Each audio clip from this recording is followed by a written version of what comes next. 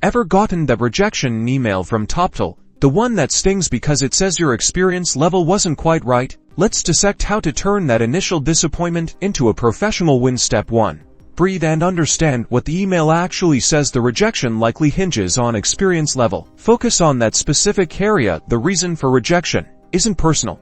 It's based on Toptal's project needs. They have standards, and this one wasn't met. Next, it's time to draft your response. Think strategically, be concise, polite, and focus. Begin by acknowledging receipt of their email. Don't show frustration, keep it neutral. Then, a polite inquiry should be included, asking for clarification regarding which experience aspects were not met. You can follow up asking if your skills or experience could be better aligned with similar, potentially upcoming projects. Close with a strong, positive statement demonstrating continued interest. Offer your thanks for the opportunity you were granted and express a continuing interest. Let Toptal know if you can be of any further assistance and you are looking forward to future opportunities. This response shows confidence, professionalism, and a willingness to learn. By addressing that specific point and focusing on the next opportunities, you're making the best of a tough situation.